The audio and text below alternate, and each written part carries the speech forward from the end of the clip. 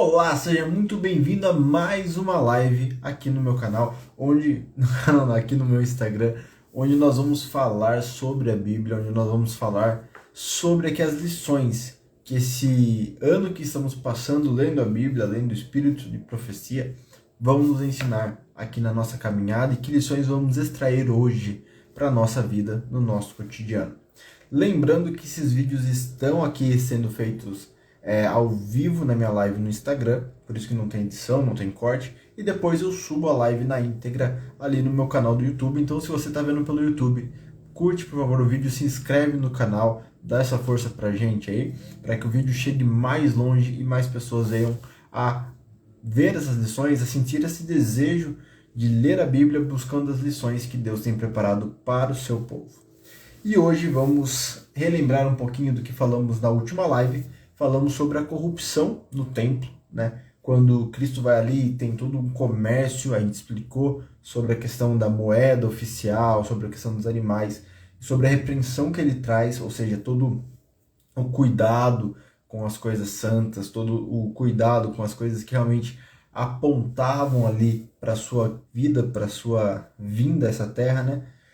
E todos os ritos e qual o objetivo deles. Então tudo isso era muito especial, tinha um significado muito importante, mas ali que o ser humano, o homem, havia perdido, né, na caminhada, no decorrer, a humanidade acabou corrompendo esses valores e Cristo ali trouxe essa lição, purificou o templo ali da sua maneira e ninguém pôde deter ele, porque ele estava ali ele estava bravo, realmente ele estava ali irritado com o comércio, mas não era algo simplesmente uma ira infundada, né? Era algo santo, algo assim, era o zelo realmente de Cristo ali pelas coisas santas, pelas coisas que Deus havia deixado para o seu povo.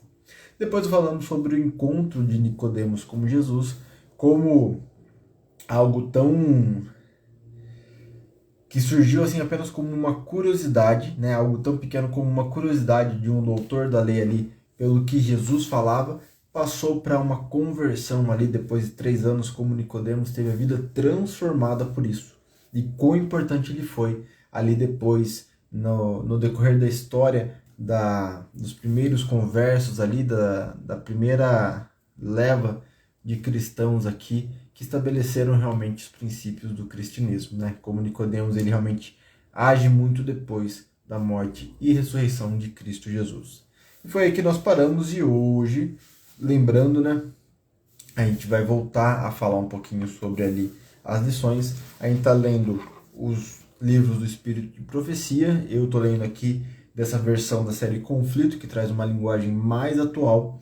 A gente está lendo o Libertador, que é baseado no desejado de todas as nações. Ou seja, é o desejado de todas as nações com uma linguagem atual, com uma linguagem mais fácil, mais simples, né? E aí, dando continuidade, a gente vai falar sobre alguns capítulos que são baseados lá em João 3, João 3, o capítulo 22, depois João 4 e também João 5, né? Então, João de 3 até ali mais ou menos o 5 é o que a gente vai estar estudando hoje e tirando lições. Então, a gente viu que a popularidade de Cristo estava crescendo muito ali onde ele estava, né? As pessoas estavam comentando bastante sobre tudo que ele estava fazendo, sobre o que ele estava falando. E havia alguém muito popular na época que era João Batista, né? Até então, era João Batista que chamava as pessoas para o arrependimento, que faziam com que as pessoas saíssem da cidade, fossem até o deserto em busca desse perdão, em busca dessa reconciliação com Deus. E agora os seguidores de João Batista estavam diminuindo porque eles passaram a seguir e passaram a acompanhar a Cristo Jesus e não mais João Batista. Com isso, aqueles seguidores mais fiéis, que estavam mais tempo com João Batista, começaram com certos ciúmes, né, do ministério de Cristo, ciúmes de por que ele está assim, se tornando tão popular, e João, que está aqui há tanto tempo falando, né, parece que está só perdendo seguidores, tudo. E até que surgiu ali uma questão sobre o batismo, sobre quem poderia batizar, o que falar, né? E ali os seguidores vão até João Batista buscando orientação, os seguidores de João Batista vão até lá também para saber a opinião dele, porque era algo até então meio que velado, né? Não era muito explícito, mas que ele estava incomodando eles.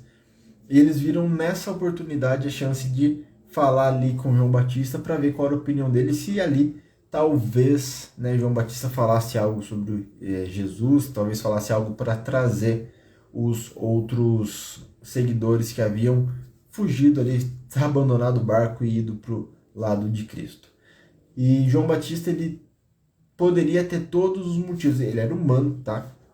Onde deixa bem claro, João Batista não deixou de ser humano em momento nenhum, então ele tinha as mesmas tentações, os mesmos desejos, as mesmas problemas, né, dificuldades. Então, como qualquer ser humano ali, ele poderia muito bem ter ficado enciumado, ele poderia muito bem ter ficado pensando, mas por quê, né? Eu dediquei a minha vida inteira a essa missão e agora, tipo, estou sendo abandonado, estou sendo deixado para trás.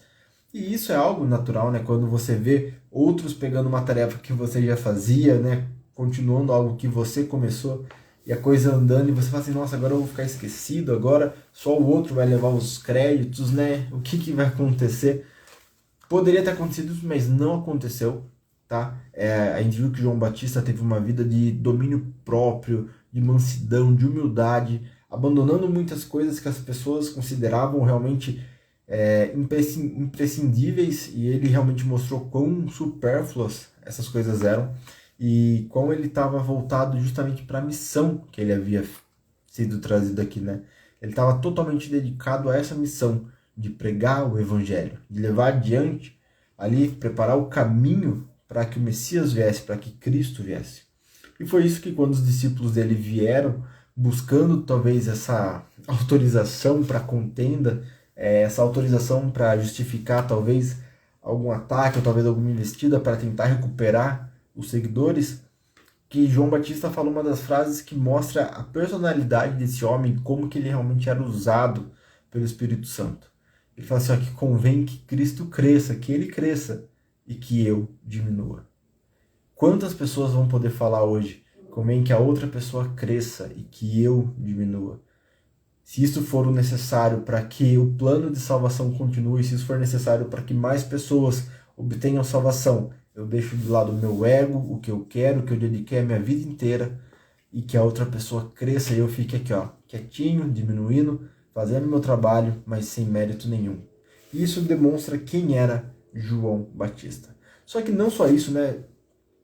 Cristo também ficou sabendo sobre essa questão, sobre essas picuinhas que as pessoas começaram a gerar, né? Quem era melhor, tava roubando seguidor de quem, né? Todas essas questões que não era fácil, que gerava essa discussão entre os seguidores de um e de outro. E para evitar a maior contenda, o que Jesus faz? Mesmo não tendo erro nenhum, mesmo não tendo cometido nada de errado, nem ele, nem João Batista, mas Jesus pega essas coisas e fala assim, ó, vou para Galileia, vou deixar aqui um pouquinho, vão para lá, acalma os ânimos, né? Os seguidores de João ficam aqui com ele, os meus vão comigo para Galileia, e assim as coisas dão uma acalmada. E esse é o espírito que o cristão tem que ter, não de contenda, não de buscar o conflito, de buscar estar certo o tempo todo, mas buscar ter paz, harmonia, às vezes se afastar das coisas, né? Mesmo sabendo que você está certo, mas se afastar para que aquilo não seja uma pedra de tropeço para outras pessoas. O segundo capítulo, que está lá em João 4, né, que nós estudamos, que vamos falar um pouquinho, é sobre Jesus e a mulher junto ao poço, a mulher samaritana. No caminho para Galiléia, Jesus passa ali pela Samaria.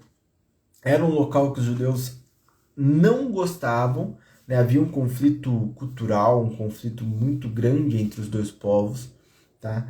E esse conflito gerava muito preconceito entre ambas as partes. Tanto é que os judeus podiam comprar algo de um samaritano, só que eles não podiam dever nenhum favor, não podiam aceitar nenhum favor de um samaritano. Então, tamanho era esse conflito. Então, assim, se eu preciso disso para sobreviver, eu posso comprar de um samaritano, porque é necessidade, mas se ele me oferecer um favor, eu não aceito nunca, tá? Eu não vou ficar devendo, dependendo deles para nada. Esse era o preconceito entre judeus e samaritanos daquela época. E aí a gente vê o contraste, né? Eles vão até lá, tem um poço no meio do caminho, Jesus fica esperando enquanto os discípulos vão até a cidade comprar mantimentos. que eles viajavam a pé e eram distâncias longas, né? Então precisava reabastecer os alimentos, a bebida, tudo. E ali Jesus ficou esperando até que chegou essa mulher samaritana. Aí tem alguns pontos interessantes porque as mulheres não costumavam ir àquele horário mais próximo ao meio-dia dos poços. Elas costumavam ir em horários mais cedos, mais onde não havia o sol tão forte, onde o tempo era mais agradável. Só que aquela mulher, ela já tinha tido 5 maridos e ela estava com um homem que nem era o seu marido. A gente sabe ele depois, mais à frente da história. Então ela não era bem vista na sociedade. Ela era aquela mulher que as pessoas falavam por trás, que as pessoas não olhavam para ela. E ela ia nesse horário afastado de todas as outras mulheres para buscar essa água junto ao poço, né? Para não sofrer de nenhum tipo de ali preconceito, para não ter que ficar escutando as outras falando dela, né? E tudo isso que acontecia ali com essa mulher samaritana. E todo esse preconceito de judeus samaritanos, todo esse preconceito dos samaritanos para com ela, pela sua vida, ela até estranha quando Jesus começa a conversar com ela. E assim, é uma conversa bem curta até, se você for parar para analisar, mas com uma profundidade gigantesca, né? Aquela mulher, ela tá desesperada, né? Precisando de ajuda, precisando desabafar com alguém. Cristo está oferecendo a ela um alívio ali que ela não sabia onde achar, uma paz que ela não tinha há muito tempo, né? Aquela mulher queria ser aceita por Deus, queria ser perdoada por Deus, só que como ela fala, né? Tipo, os judeus adoram em Jerusalém, nós tínhamos aqui o templo, as pessoas adoravam nesse monte, né? Aonde é o lugar certo para adorar? Você vê que ela tenta ali trazer problemas teológicos que demonstravam realmente ali a angústia, né, que ela estava sofrendo e todo esse conflito que ela estava sofrendo na sua vida. E Cristo, ele demonstra para ela, né, que o que Deus deseja não é um local, Deus deseja corações, corações que o adorem em espírito e em verdade, independente do local, independente de onde a pessoa está. A pessoa tem que estar em comunhão com Deus. Foi isso que Cristo trouxe para aquela mulher. Foi essa paz que ele trouxe para aquela mulher. E essa conversa tem um ponto muito interessante, um ponto alto, que até então Cristo já havia falado algumas coisas por meio de enigmas, parábolas, né? Nunca, nada muito diretamente, ele sempre ia num caminho mais alternativo, falava algo nas entrelinhas, deixava por entender muitas coisas, mas para aquela mulher que não era uma mulher da Judéia, que não era ali do povo escolhido por Deus ali para ser o povo exemplo para a terra, para ela ele declara abertamente: eu sou o Messias. Sabe o que é o mais bonito disso? É que ela acreditou. Ela não precisou de um milagre, ela não precisou de um sinal, ela acreditou simplesmente porque ele olhou para ela. Ele viu quem aquela mulher era e mesmo assim ele não a julgou. Ele olhou realmente com um olhar de misericórdia, de amor, que queria dar a salvação para ela, queria dar o perdão que ela tanto almejava, a paz que ela não encontrava em lugar nenhum. E isso ela encontrou em Jesus Cristo. Isso foi o suficiente, não foi preciso milagre nenhum para que ela entendesse os caminhos que ela estava tomando e ela entendesse que ali na sua frente estava o Messias, estava o Cristo. O que aquela mulher faz? Ela sai, ela deixa o seu jarro, ela sai para a cidade para falar para o máximo de pessoas possíveis aquilo que havia acontecido na sua vida. Aquilo que ela havia acabado de presenciar, porque ela creu com todas as suas forças que aquele era o Messias. Ela acreditou no que Cristo havia falado. E ela trouxe uma grande multidão ali da cidade para ouvir Jesus Cristo. Eles se assentaram ao redor de Jesus naquele poço e Jesus falou, né, tirou dúvidas, trouxe a mensagem para aquele povo que era tão esquecido pelos judeus, que era tão maltratado, que era tão julgado pelos judeus. Ele trouxe perdão, paz, alívio. Ele trouxe aquilo que o povo mais almejava. E Cristo não precisou fazer milagre nenhum. E ali ele passou 2 dias falando, comendo, vivendo com eles. E ali eles tiveram a oportunidade de entender quem era aquele homem, quem era Cristo, que ele era o Messias que eles tanto esperavam. Que assim como os judeus, eles também esperavam a vinda desse Messias. E agora ele estava ali e eles acreditaram, eles creram fielmente, com todo o seu coração, com toda a sua vida. E que bom, que lindo é A gente vê isso. Quando o próprio povo que foi separado por Deus ali para ser um exemplo, duvidou, os samaritanos que tanto eram prejudicados pelos judeus, que tanto eram julgados pelos judeus, agora aceitam a mensagem do Messias, aceitam que Cristo é o Messias ali entre eles.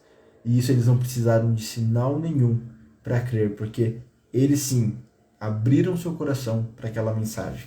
Tudo isso por causa de uma mulher que vivia em pecado, que foi perdoada por Cristo, que encontrou paz em Cristo, e ali ela passou a ser uma missionária. Ela passou a falar de Jesus onde ninguém mais falava, ela passou a pregar esse evangelho onde ninguém pregava. E quantas pessoas ela trouxe ali aos pés do Salvador, através do seu testemunho, da sua vida, daquilo que ela havia presenciado, daquilo que ela havia vivido. Então é isso, você não precisa fazer teologia, você não precisa passar anos estudando. A sua mensagem, aquilo que Deus fez na sua vida, é o suficiente para as pessoas verem a transformação que Deus traz para cada filho seu. E por último, que está no final de João 4, quase chegando ali, em João 5 fala de mais um milagre, né? Que havia um grande oficial ali, né, em Cafarnaum, e que é um nobre judeu que estava ao serviço do rei. Desculpa, ele era judeu, mas ele estava ao serviço do rei, era um oficial ali do rei. E ele estava lá em Cafarnaum e ele tinha um filho, e esse filho estava doente, estava ali precisando, né, de uma cura, que até então os médicos não puderam fazer nada, né? Ele não conseguia encontrar essa salvação em local nenhum. E ouvindo que Jesus estava ali em Cafarnaum, agora ele sai ali de Samaria, vai para Cafarnaum, ele escutando isso, ele vai até Cristo e em busca dessa salvação. E a gente vê que no começo ele vai com dúvidas, né? Ele vai ali meio que sem talvez acreditar muito em Cristo.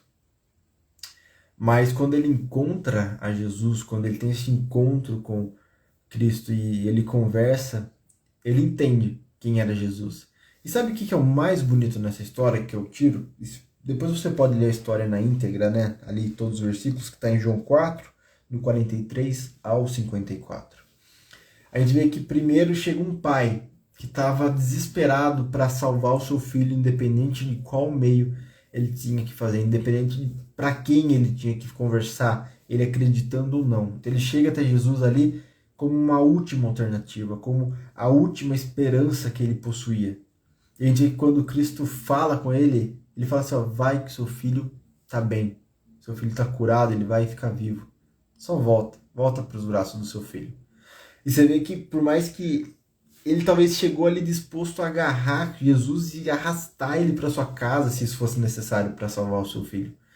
Mas no pouco tempo que ele passa com o Salvador, no pouco tempo que ele passa com Cristo ali, ele entende quem é Jesus. Ele entende quem era aquela pessoa que estava ali à sua frente. E apenas a palavra de Cristo fala assim, ó, vai, o milagre já aconteceu, seu filho já está curado. Isso foi o suficiente para que ele tivesse paz, para que ele confiasse inteiramente nas palavras daquele homem, Jesus Cristo. Para que ele confiasse que Cristo não precisava ir com ele para o milagre acontecer. Cristo não precisava estar na casa dele para o milagre acontecer. E ele volta ali com o coração leve, sem preocupação. Tanto é que os servos correm na direção dele quando ele está chegando perto da sua casa. Não é o contrário, não é ele que corre até os servos perguntando. E os servos chegam e falam assim, olha, seu filho está curado, seu filho está bem, está tudo certo, deu certo. E a única coisa que ele pergunta é, que horas que aconteceu isso?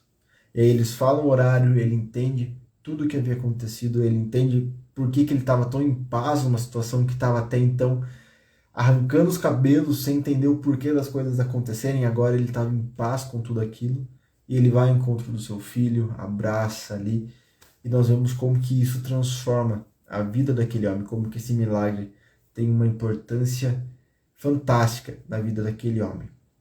Então é isso aí, pessoal. Foram esses 3 capítulos, né, do Desejado de Todas as Nações que nós lemos. 3 lições incríveis que nós acompanhamos, certo? Primeiro, sobre a questão da humildade com João Batista. Às vezes vamos precisar dar espaço para outros trabalharem, vamos precisar ali abrir caminho para que outros continuem a missão, mas isso não tira nosso crédito, isso não desmerece o seu trabalho, pelo contrário, Nós temos que nos orgulhar daquilo que nós temos feito, mas não ser possessivo com aquilo e não transformar aquilo no seu bem mais precioso. Entender que se for necessário você abrir espaço para que outras pessoas ali cresçam, para que outras pessoas ali se destaquem, nós temos que ter a humildade para fazer isso. Nós temos que ter a humildade que João Batista teve ali com Jesus. Segundo, com a mulher samaritana, uma mulher pecadora que sofria muito preconceito, e Cristo, que tinha ali toda a autoridade para julgar, não julga aquela mulher. Pelo contrário, ele a recebe, ele conversa com ela, ele traz o alívio, aquela água viva que ele promete para ela, que iria transformar a vida dela. É isso que ele oferece para ela, é isso que ele dá para aquela mulher samaritana. Uma paz que até então ela não encontrava em local nenhum. Uma paz então que ela almejava e ela só encontrava julgamento do olhar dos outros. Mas agora Cristo traz para aquela mulher a verdadeira paz, aquilo que ela tanto almejava alcançar. E o terceiro é sobre a fé, né? O milagre ali, a fé que não precisa de provas, não precisa de nada material, simplesmente a palavra de Cristo falando: vai, o teu filho está curado. Foi suficiente para um pai deixar de se preocupar com os problemas do seu filho, deixar de se preocupar com aquilo que estava acontecendo na sua casa e simplesmente abrir o seu coração e acreditar que o que Cristo estava falando iria acontecer. É a fé que nós cremos sem ver. Então essas foram as lições, eu espero que você tenha gostado, eu espero que você tenha curtido e aproveitado. Que bom que você entrou aqui na live, ou que bom que você está assistindo esse vídeo ali no YouTube, tá? Como eu disse, me segue aqui no Instagram se você está vendo depois, se inscreve aqui no YouTube, curte esse vídeo e saiba que Deus, Ele trouxe você aqui por um motivo. Não é à toa, você não entrou por acaso nesse vídeo, saiba que Deus quer falar com você ao seu coração. Então que você possa abrir o coração para que o Espírito Santo faça a obra e para que você entenda que a Bíblia, ele não é um livro ultrapassado, não é um livro que ficou lá atrás, mas sim é um livro real, que traz lições para nós no nosso dia a dia. Um grande abraço para você, fica com Deus e eu vejo você na próxima live, no próximo vídeo.